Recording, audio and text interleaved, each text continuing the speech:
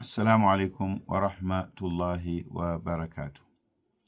Alhamdulillah, wassalatu wassalam ala rasulillah wa ala alihi wa ashabihi wa man wala. Brothers and sisters, this is Imam Shafi again. We introduce a series, a topic, but we say that, we're gonna share it or cover it in series. It's gonna be a series of, different points under the title or topic of things that should be avoided by or with a husband and wife, things that a husband and wife should avoid within their marriage that normally causes what is called instability and even has led to divorce, a very messy divorce. Okay. Alhamdulillah, we have covered 5 parts, and I want to summarize the following. I want to summarize the rest in this part 6. This is part 6. Please go back to part 1, 2, 3, 4, 5, and this is part 6. Another thing, and this is point number, those are 15, right? So 3, 3, 9, 12. So those are 15. So point number 16. There is this thing that should be avoided by a husband and wife, in their marriage. And that thing is not being available for one another or each other in bed.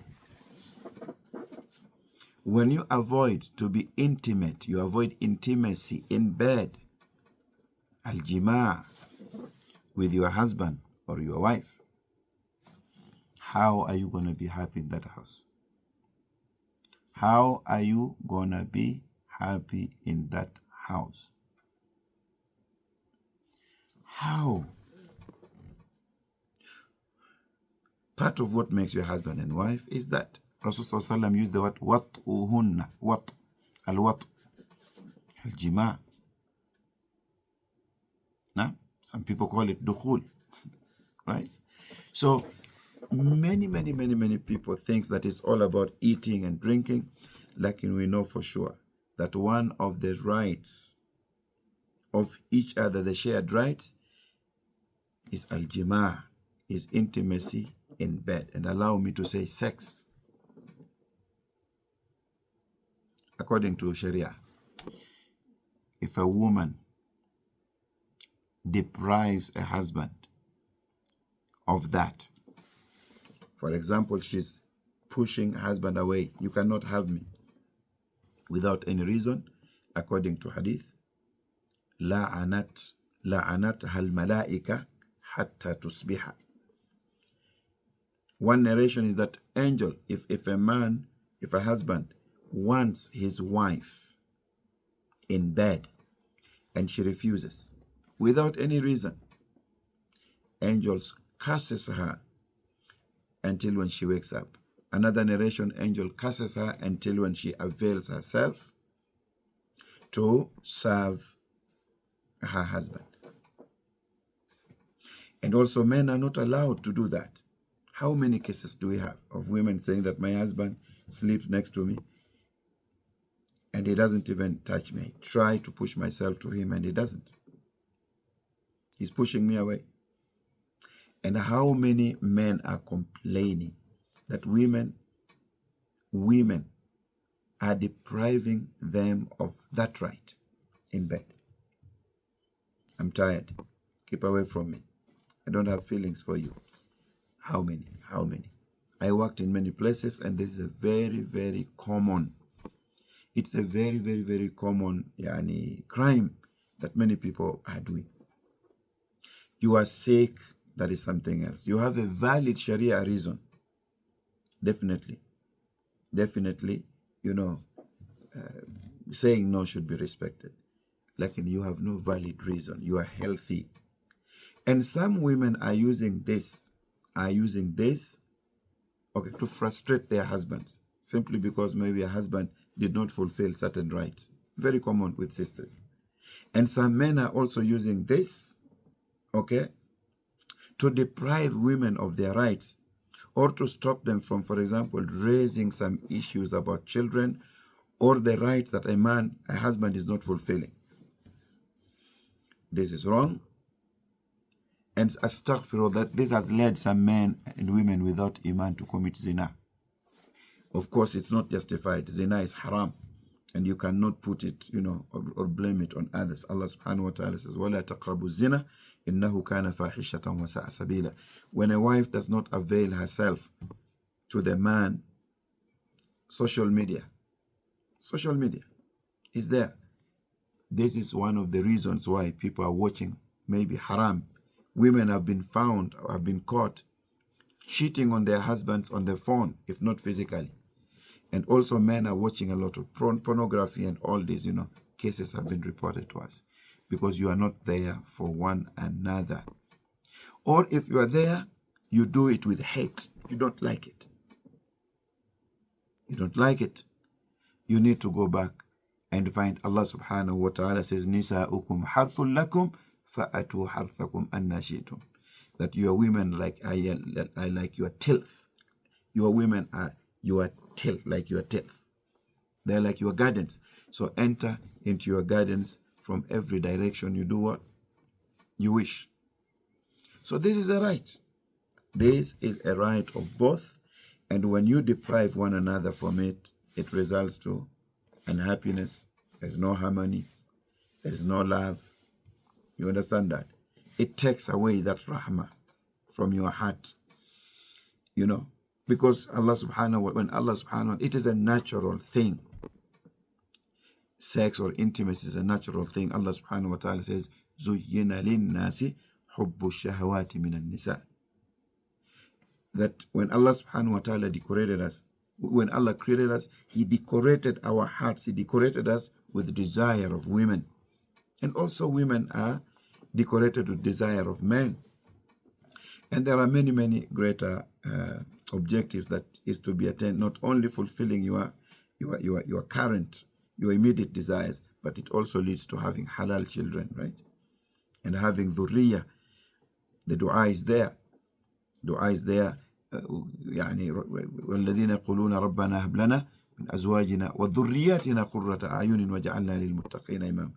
You make dua that Allah subhanahu wa ta'ala grant you spouses that makes you happy, right? But also, not only you, also a dhurriya. How are you going to get this dhurriya, offsprings, descendants without this? So please, it's part of marriage, and you should do it happily and avail yourself for one another. Rasulullah sallallahu alayhi wa sallam said, Ya ma'ashar al-shabab, that all young people, all respected young people, man istata'a minkum al-ba'ata falyatazawwaj, whoever is capable of getting married, let him get married.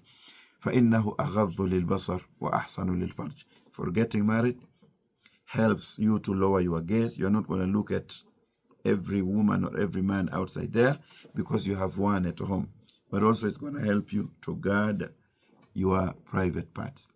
So please, many cases that also come out is built on this, depriving one another, the natural rights, which is intimacy or being intimate in the house. Don't you know that there is even dua of intimacy.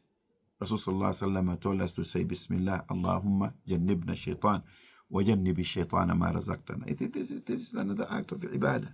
You are rewarded for doing it. Don't you know that?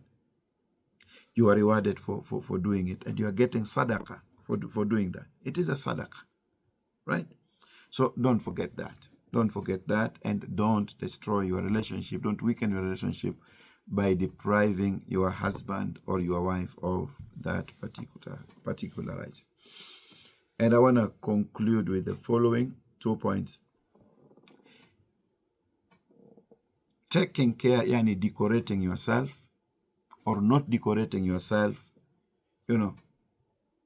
for your husband or your wife. Some women are very dirty. Very, very dirty. Very, very dirty. Dirty, their bodies dirty, their mouth is dirty, their clothes are dirty, their house is dirty. They don't try. I understand if you have many kids, I understand. But some are just dirty. A month, it can take a month when the house is just dirty. 2 months, 3 months. A husband leaves, and he comes back in the evening, and she still has the sleeping dress, gown that she used, two nights ago. Please, sister. Please, sister. And some men are so dirty as well. Men think that it's all about women, okay? Taking care of like decorating themselves and cleaning themselves for them. No. And we have to know that, cleanliness is part of Iman, right? Be it wudu or ghusl. Rasulullah said, at-tuhuru shatrul Iman, right? Yeah. And this means wudu, and also it may be extended to other parts of cleanliness. And we know how Islam has emphasized on taking shower, taking bath, ghuslul Jum'ah, at least once a week, take a bath with the intention of Jum'ah. And Rasul called it wajibun ala kulli muhtalimin. This is, call it wajib, with emphasis. Okay, at least on Jum'ah. Brushing teeth, we know what it. I have seen men who are saying that I love my wife, but her teeth smelling like this. I have seen sisters who are complaining on how some men are dirty, from their shoes to their this and this. Some people are just filthy. Water is for free, and no deen, no way of life like al-Islam. Okay? Min shurut is-salah. One of the conditions of salah or preconditions of salah is what? At-taharatu min al-najasat. It purification from impurities. You have to be free from impurities. Al-wudu, al-ghusl, عند الجنابة, عند الحيض, عند النفاس, right? At the event of hayd, once you're clean, you have to take full bath. When you are done with this state of how do you call it? Nifas. Okay? Postnatal bleeding after giving birth. You take bath. Even after intimacy, it is called ghusl janaba. You have to take bath. Wudu, al-istinja, washing yourself. Some people are just dirty. Please. How is a husband gonna like you or love you if you're that dirty? And how is your wife gonna love you as that king if you are a dirty, filthy, stinky king? And that is why Abdullah ibn Abbas, Rasul is a qudwa. How happy he was from Aisha combing his hair, Rasul applying perfume. Okay? And he said, حُبِّبَ إِلَيَّ مِن دُنْيَاكُمْ الطِّيبُ وَالنِّسَاءُ وَجُعِلَتْ قُرَّةُ عَيْنٍ لِي فِي الصَّلَاةِ. He's telling us, even how he wanted his clothes to smell good. He said, this has been endeared, made lovely for me. That is Rasulullah sallallahu alaihi wasallam. Sahaba reported how, his wives, how we were taking bath with Rasulullah sallallahu alaihi wasallam from one container, taking bath. That was our Rasul sallallahu alaihi wasallam. Clean. Abdullah ibn Abbas said that inni uhibbu, I love an atazayyana li zawjati, that I decorate myself. I put myself in a very, very presentable way to my wife, as I love that she decorate herself to me. This is Rasul sallallahu alaihi wasallam, and those are Sahaba. They got the best teacher. Please clean yourself, beautify yourself, decorate yourself for each other. It's gonna add more love and care and harmony and peace and stability in your house. And the last point, which is point number 18, is consultation and information. Please consult each other and inform each other. Sisters, you know that, and I will discuss this later on, but you know that min huquq zawj ala zawja, of the rights of a man upon his wife, is what? What is it? That you should not leave their house without his permission. You cannot do that. Do not do something without his permission. Right? So why are we rude? A man loves you, but why are you missing this important point? Sister said, why should I? Am I his slave? I'm educated. I have my money. I have my job. I have my car. Each one of us has the key to the house. So why should I ask him? No, you have to obey your husband. And not only that, you also have to ask him for permission. Even if you are going to your mother's and your dad's home, you should not leave the house without asking him for what? For permission. To the extent that you cannot observe sunnah fasting without the permission of your husband. Don't you know that? Allah subhanahu wa ta'ala says, Ya ayyuhalladhina amanu udkhulu fi silmi kafa wa la tattabi'u khutuwati shaitan.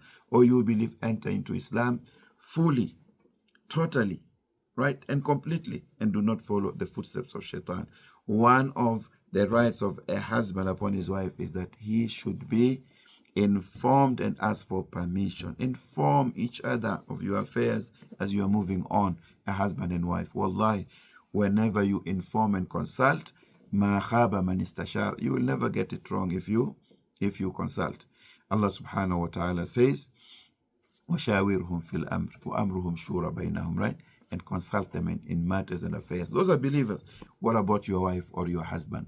Don't you see that you can have a healthy relationship and you're going to create better understanding and better communication if you consult each other and inform each other about your affairs and the status of most of or some of your development and future plans. May Allah, so this marks the end of part number 6, and I hope that it will help many families to safeguard and restore peace and harmony in their marriages. And we ask Allah subhanahu wa ta'ala to protect our marriages from evil and bad interventions. May Allah subhanahu wa ta'ala grant us stability, that we build the bond, okay, that we build the strong relationship with good communication, and that we build brotherhood and sisterhood within this marriage to help us, to ensure that we raise our kids in the foundations and principles of Quran and Sunnah, as taught by Allah, as legislated by Allah, and as taught by Prophet Muhammad sallallahu alaihi wasallam. Wa akhiru da'wana anil hamdulillahi rabbil alamin. I hope that these few advices or 18 advices will benefit me and also you, or married couples or married people. Any mistake that I made is from me and of course shaitan, but anything good or any good advice that I got right is from Allah subhanahu wa ta'ala. Wallahu waliyyu dhalika wal qadiru alayh. Wassalamu alaikum wa rahmatullahi wa barakatuh. Wassalamu alaikum wa rahmatullahi wa barakatuh.